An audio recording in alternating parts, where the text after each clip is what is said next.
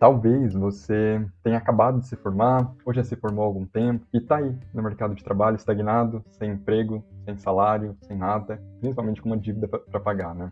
Se você fez o financiamento, o FIES, provavelmente você esteja nessa situação. Ou mesmo que você não esteja nessa, né, você queria ter, é mais do que justo, na verdade, que você tivesse um emprego, né, um salário, porque você lutou aí 5 anos. Mas geralmente não é o que acontece, né, gente? Porque o mercado hoje ele está saturado, está difícil captar cliente. Quando você capta o cliente, às vezes esse cliente ele não aprova os projetos, é um cliente chato, ou quando aprova muda tudo, enfim. Às vezes a gente tem uma perspectiva da arquitetura lá na faculdade, quando a gente se forma, parece que é um caos. Olá, meu nome é João Paulo Guimarães Rosa, sou arquiteto urbanista e um arquiteto apaixonado pela profissão. Eu vou pedir para que você já se inscreva aqui no canal, se você ainda não for inscrito. Deixa um like também, porque isso ajuda bastante e dessa forma você apoia aqui o conteúdo pra gente. A nossa profissão, eu falo que ela tem um desafio muito grande, porque a gente precisa de um financiador para que a nossa arte, né, a nossa visão de arquitetura aconteça, né? Ao contrário, por exemplo, de um artista plástico, que ele pode simplesmente ir numa loja comprar uma tela, um monte de tinta e criar a sua arte.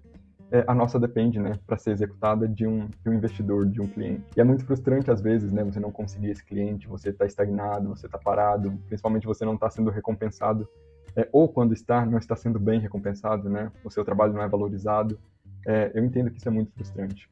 E esse, inclusive, é um dos motivos, né, pelo qual eu estou aqui falando com você. Eu quero te ajudar nisso, eu quero que você saia dessa estagnação para que seus projetos sejam valorizados, né? E a gente vai falar muito sobre isso hoje. Então fica comigo até o final. Bom, mas eu quero te contar uma história. Como eu disse, eu tenho um estúdio.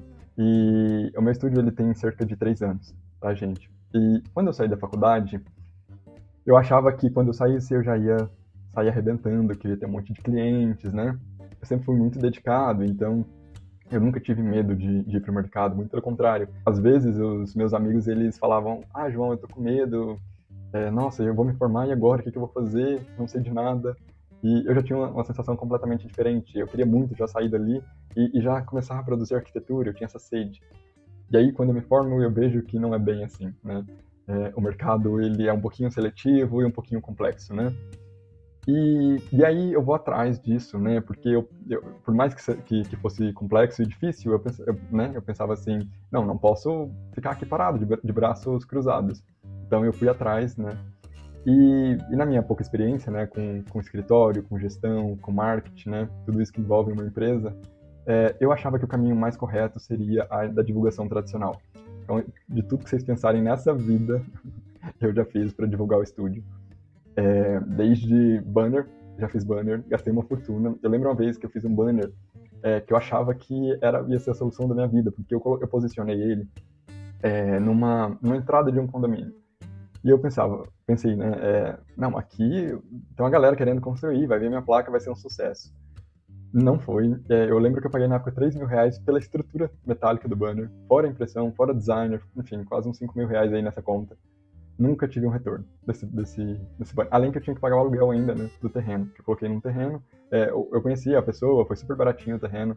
Se eu não me engano, era R$200 por mês, né, comparado com o aluguel de um banner, é quase nada isso. Enfim, não me deu retorno algum. Foi péssimo, muito ruim. Depois também eu fiz panfletos, né? Eu moro num condomínio aqui em Brasília, eu fiz esses panfletos com design também, tudo muito, muito bem feito, muito bem arrumadinho. E aí eu distribuí, eu mesmo fui e coloquei debaixo das portas, né, com a esperança de que pudesse ter algum retorno, né, em relação a isso.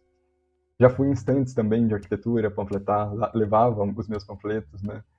Já marquei reuniões com donos de construtoras, levei 300 mil tocos, enfim, tudo que vocês pensarem eu já fiz. Porque na minha cabeça, poxa, eu tinha que fazer alguma coisa para que esse estúdio acontecesse, sabe? E na verdade só depende de mim mesmo, né? E isso é importante que a gente entenda, né? O nosso sucesso profissional, ele só depende da gente. E aí, eu vou, né, tendo essas tentativas e todas frustradas. E aí, mais pra frente, eu vou falar com vocês, um pouquinho depois lá no final, quais as estratégias que eu utilizo, né? Mas eu queria dar essa introduçãozinha pra vocês de que, dessas tentativas que eu tive com o estúdio, né? E que não foram poucas, tá, gente? Aqui são as que eu tô lembrando. Já fiz cartão físico também. Esse até eu acho que não foi uma má ideia, até hoje eu utilizo, né? Quando eu vou, deixo na carteira, e eu sempre, quando eu conheço alguém, eu dou o cartão e tal. Então acho que até é uma boa ideia. Mas é só para dizer para vocês que essas estratégias são são inúteis, além de você gastar muito dinheiro, não te dá retorno algum. Sobre essa questão do mercado, né, hoje eu fiz uma pesquisa para saber se expectativas estavam alinhadas com o que eu estava percebendo, né, com essa minha percepção de mercado. E sim, infelizmente ela estava. Inclusive eu peguei essa matéria aqui do Workday e eu vou ler ela para vocês, esse trechinho, na verdade. Posso deixar o link aqui na bio, se você quiser ver completa depois. Diz o seguinte: em sua grande maioria, as insatisfações que rondam os profissionais de arquitetura estão atreladas ao mercado de trabalho e podem ser resumidas em 2 principais tópicos: a falta de respeito, né, profissional e a desvalorização financeira. Então a gente vai se guiar por esse trecho e a gente vai falar sobre essas questões, né? A desvalorização profissional e financeira e como que a gente pode sair desse cenário. E para que eu possa fazer isso, eu quero aqui discutir com vocês, na verdade eu quero fazer um preâmbulo, eu quero posicionar vocês e a gente vai analisar alguns cenários que possivelmente esteja acontecendo hoje e que talvez você não tenha consciência.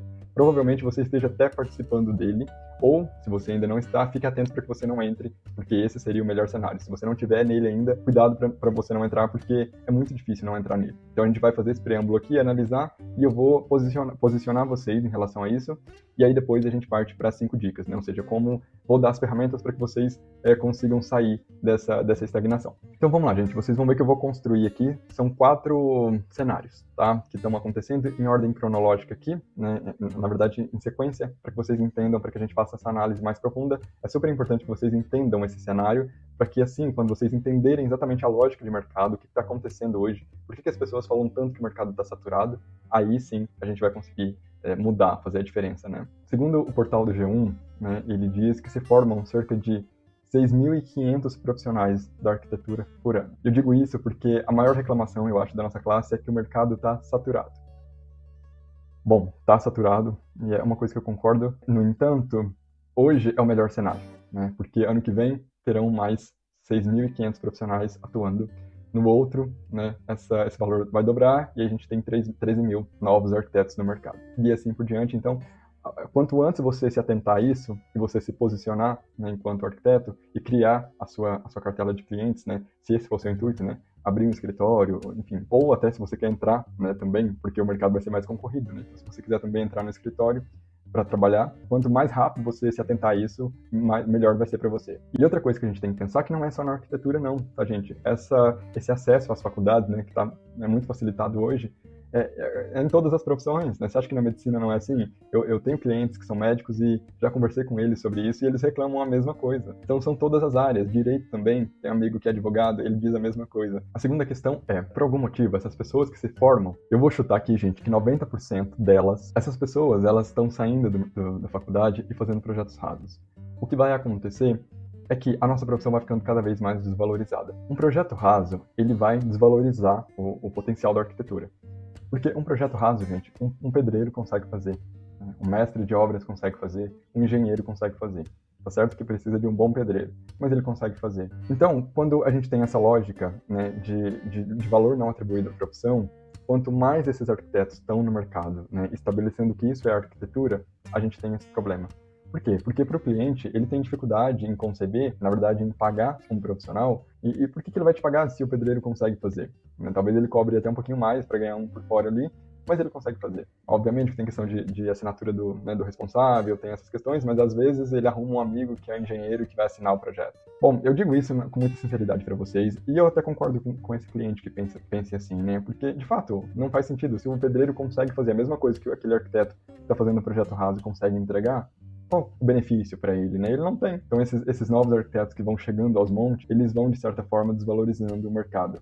Eles vão também reforçando o estereótipo da arquitetura, que a arquitetura é algo superficial, né? Que é decoração, que é fachada, enquanto a arquitetura não é isso.